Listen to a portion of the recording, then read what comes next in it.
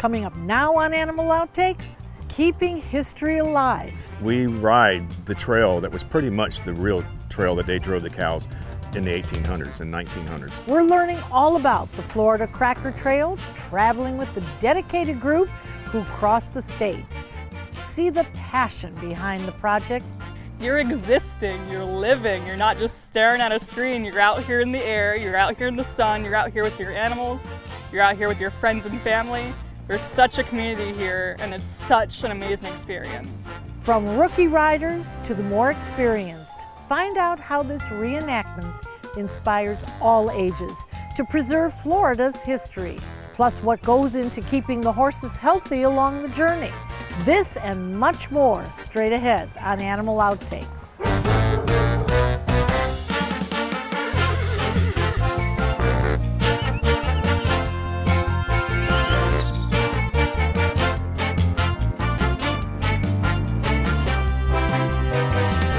The Florida Cracker Trail Association is a nonprofit group dedicated to keeping history alive. And the main way they do this is by demonstrating the old Florida cracker pioneer ways of life.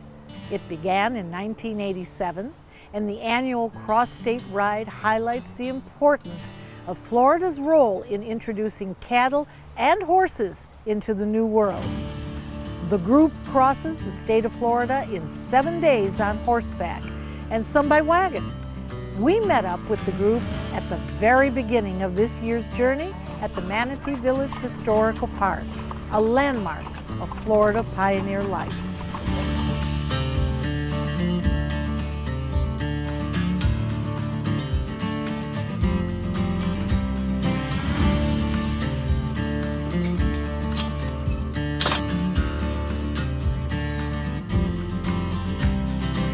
The day you start the Florida Cracker Trail, that's the day your whole world changes. The Florida Cracker Trail is reminiscent of what was.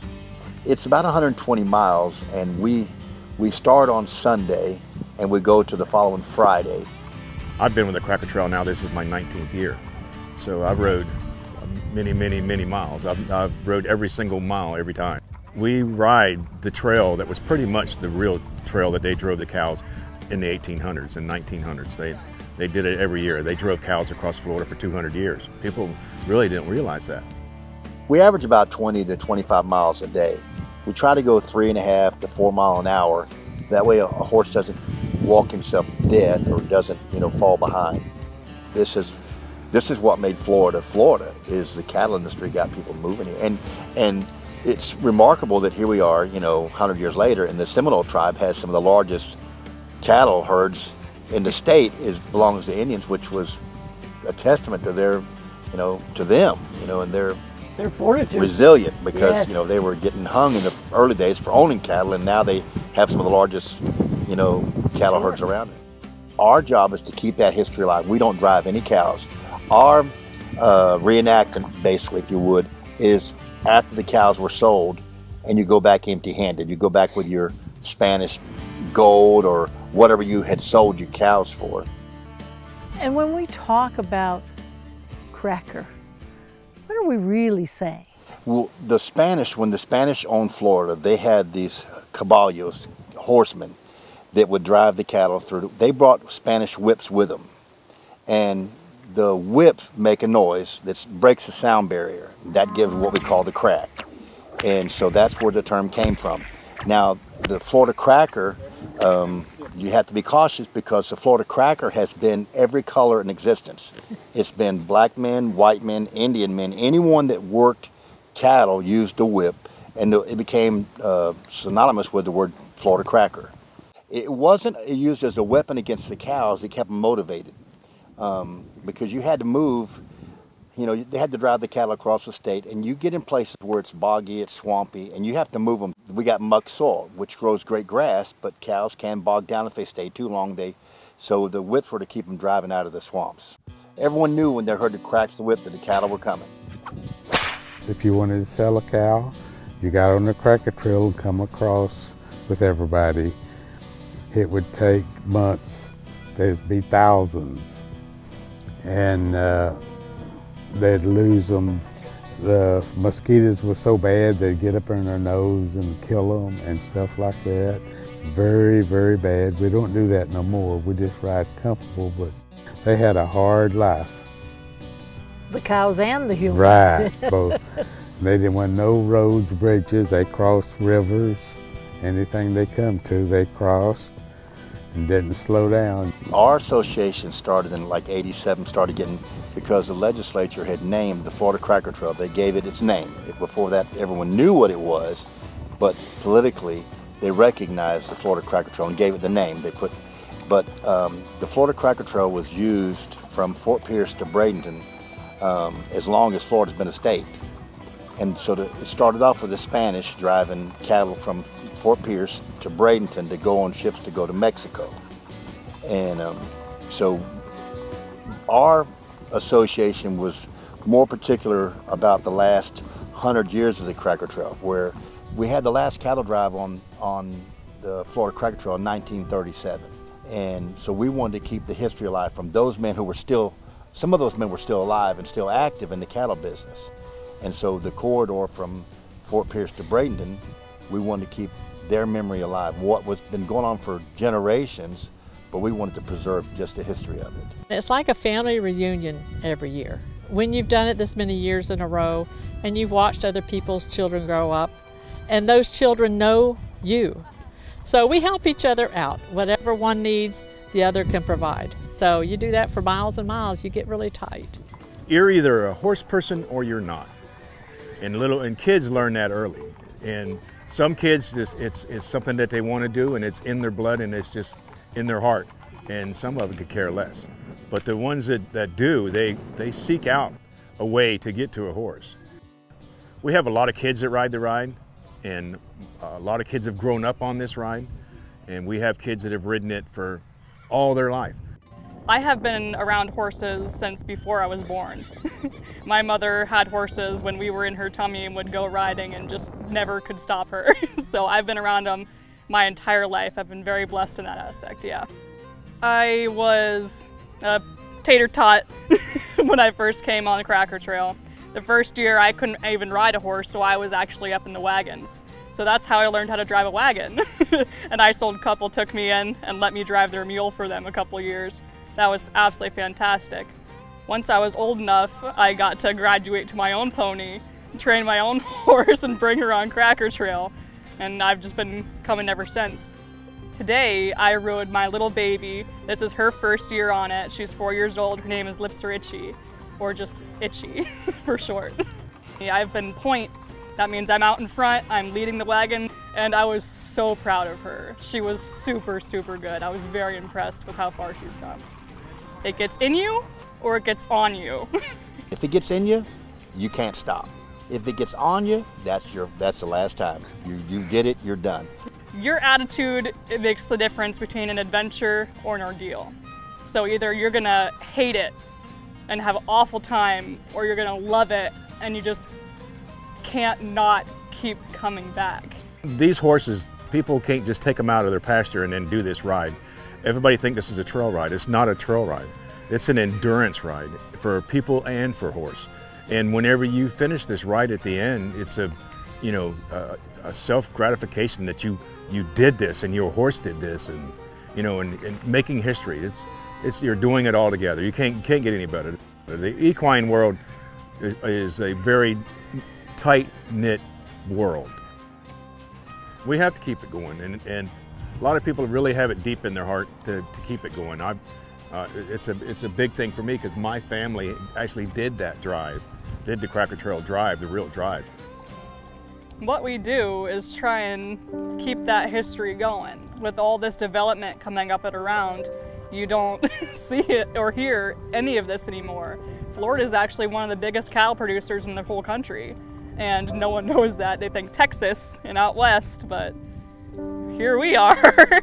But we're getting Mickey Mouse and developments everywhere, and we're really getting pushed off the map, and we're just trying to keep what little we can alive and show people the history and that this is what Florida is and was. Once it's gone, there's no getting it back. Horses are very, very good at reading people's emotions. being a partner with a horse can be an amazing experience. And when you have that horse that you just click with and you just, this is an absolutely amazing adventure to be on with your horse. You're existing, you're living, you're not just staring at a screen, you're out here in the air, you're out here in the sun, you're out here with your animals, you're out here with your friends and family. There's such a community here and it's such an amazing experience. For much more about the ride and its history, you can log on to floridacrackertrail.org. Coming up on Animal Outtakes, how they keep the horses and the rookie riders healthy on their journey. That's next. Good morning, Mr. Benson. Your breakfast is served.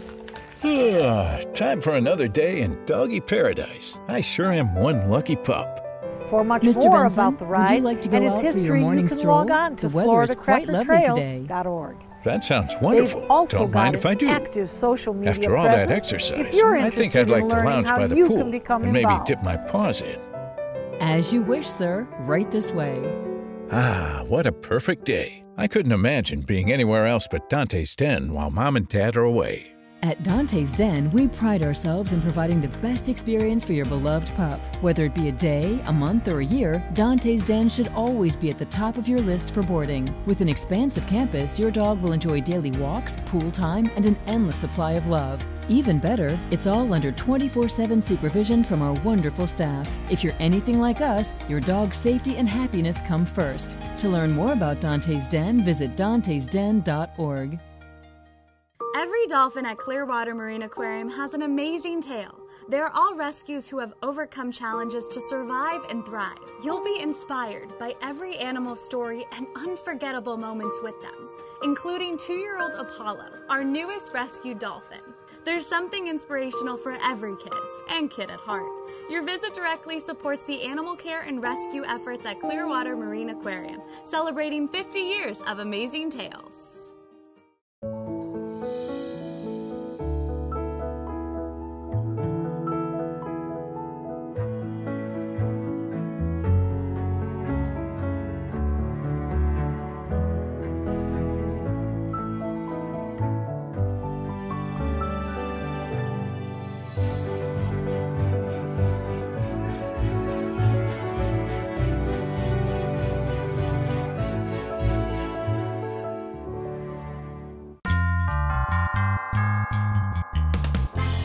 Welcome back. From fire ants to the dangers of something called fireweed, Cracker Trail ride organizers are constantly on the lookout for the health of the horses and mules who take part in the annual ride across the state. We sat down with board member Marilyn Whitford, and she tells us all about the preparation and precautions that go into keeping the animals safe, and what you should do if you think you'll want to try this ride next year.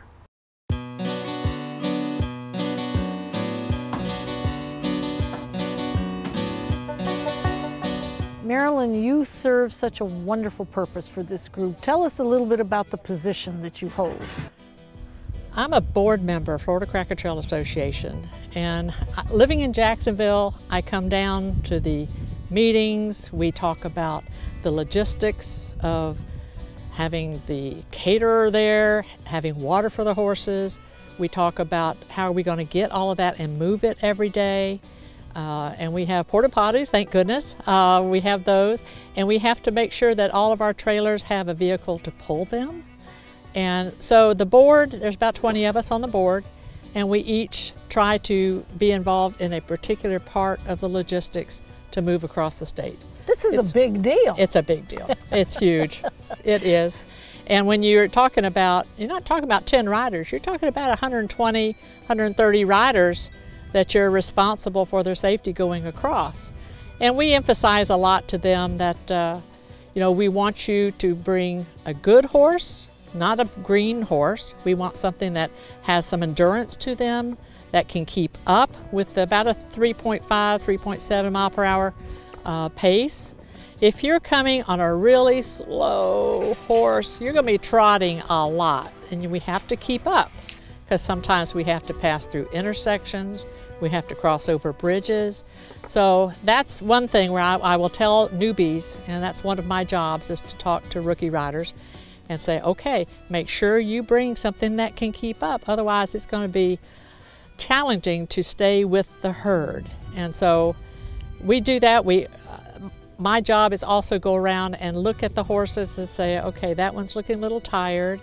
And I watch for dehydration. I'll go up and do a dehydration test on some, and I'll look around and I'll see, are they keeping their shoes on, and that kind of thing. I just kind of watch. I drive a wagon with a team of mules, and so I'm available, that everybody knows where I'm at. I have a red wagon. If you have a question, go to the red wagon. And we have outriders who are experienced horsemen, and they ride along the sides. There's one in the front, and there's usually a couple in the back. So I'm in charge of radios, first aid, our outriders, which are who we have to keep us safe on the trail. So everyone in charge and wearing vests and just keeping everyone where they need to be and keeping us all moving in a safe and orderly direction. When you get the people together, you get the animals together, and you all just kind of click. You all just are really set, going, doing great. You'll fall in line, you'll find your place, and it's just fantastic. I have to set up with the landowners, for one, that we can come into their properties, talk with them, get their okays, and make sure they get our insurances and whatnot. And then I have to work with the police, because they do escorts in every county, so I have to do every county, which is Manatee, Hardee, Highlands, and Okeechobee, because we go all the way across the state. So they have to coordinate with them, and for them to be able to change in each county. So there's a lot to, and I also have to set up the buses in the morning that gets us to one place to back to here where we start off, because we always move the rigs in the morning. We seem like that works the best, because most of the time it's foggy in the morning and we can't go out on the fog. So we move our rigs in the morning, the buses bring you back here, and then we ride on. And we have several water stops that we do, one at like 10:30, you know, and we also have the porta-johns that go with us, which is everybody's looking by 10:30 with all the coffee break. You know, you just can't stop and take a bathroom break anywhere you want to. And then we have our lunches, and after lunch we take off and do another water break. So, you know, we're in the saddle pretty much 8 hours a day. So we try to encourage everybody, because it's a great feeling to, as they say in the cow world, to bring in the herd. It's a great feeling to be able to finish a day. Great. But we try to encourage them, just because of that feeling at the end that I pushed through, I did it. You know, we try to make sure that they have that chance to feel that. What do you do for veterinary care on the ride? We have emergency kits. We have a long list of veterinarians per county, and we have some of the best horsemen you can have coming along that can do a big, whatever happens along first aid. And then we don't hesitate to call the veterinarians if we need them. But the big things is the weather. If we have a cold ride, the horses do fine. We have a hot ride, that's where the problem is. But every 2 hours we're offering water, good fresh water. And then we have some stops where we have like a pond, and the kids love to swim the horses in the pond. That's just great fun. So we're always watching out, and I will go by and do vitals and check a pulse on a horse, and if I'll see something that's panting, and if we pull them out and we let them rest for a while and they seem like they can go a little longer, we'll let them go a little longer. And then we've had some that just could not tolerate the heat. We have some people coming from Michigan, from Tennessee, and we've had some 90-degree Februaries here in Florida. And so if they didn't clip that big old winter coat off, they're going to be getting really hot. Sure. So we kind of watch them. And I've been known to get my clippers out and clip the winter coat off of somebody from Michigan. And so we watch the weather. Rain is not an issue. Lightning is an issue. So we don't go out in lightning. The police escort won't let us go.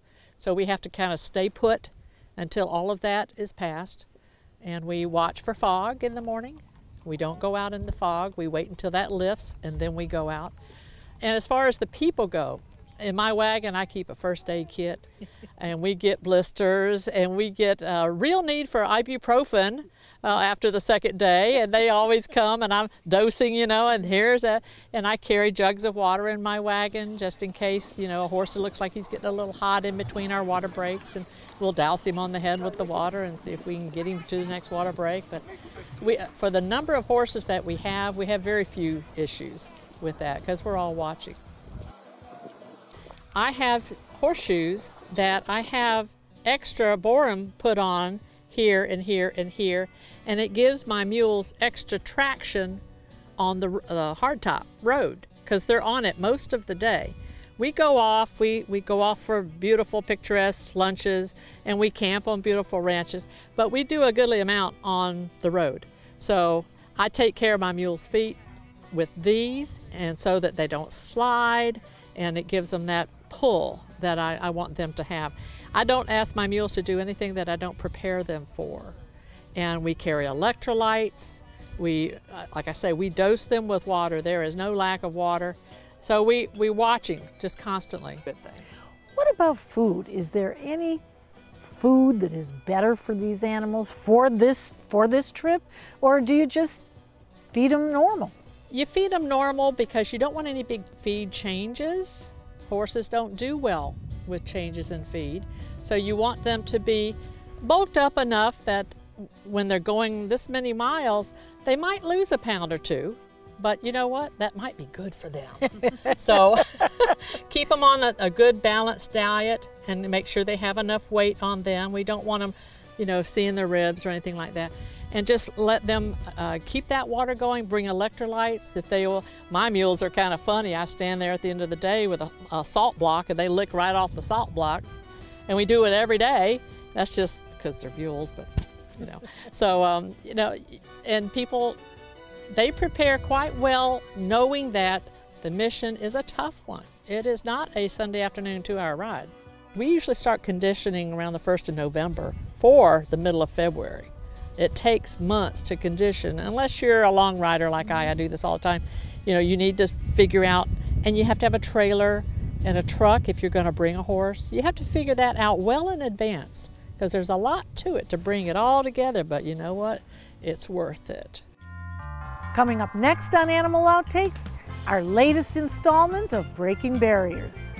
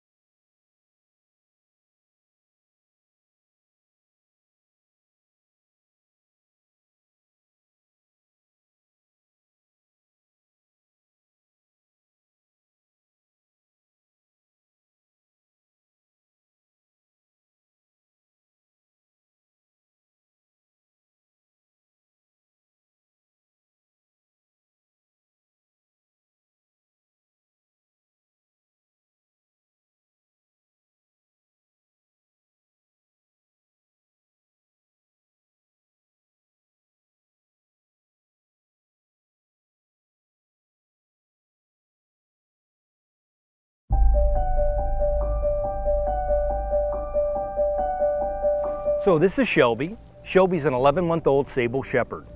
So we found Shelby when she was 6 weeks old, and we brought her back to Dante. She was living in a room that with just a water heater in it.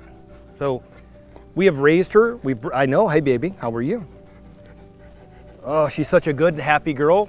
She's looking for someone to be her forever friend. She needs a yard, lots of kids, and owners that will show her a lot of love and affection. As you can see, she is a very well-behaved, well-mannered young lady. Shelby's a very, very playful young girl. We're working on her general obedience right now. As you can see, she is still a puppy. Remember, she's 11 months old. She is, whether it's housebroken or not, she's living in a kennel, so I can't tell you whether she's housebroken yet until we get her into an actual home, okay? But as you can see, she's very calm for a sable shepherd. Actually, she's a very good-looking young lady. Oh, baby. They like to play, they like to be entertaining. She's very calm. She wants to be a couch potato. You know, that would probably be the best solution for her. As you can see, she just doesn't mind laying down and relaxing in the shade. What kind of owner does she need? So we'd like to see somebody who has children, multiple kids preferably, a big backyard, someone who likes to go outside, maybe hiking, jogging, bicycling. She does good with all those. She's good with other dogs, good with cats, great with people and kids. For more on the training programs and the adoptable dogs at Dante's Den Foundation, log on to dantesden.org for more information. And we'll be right back.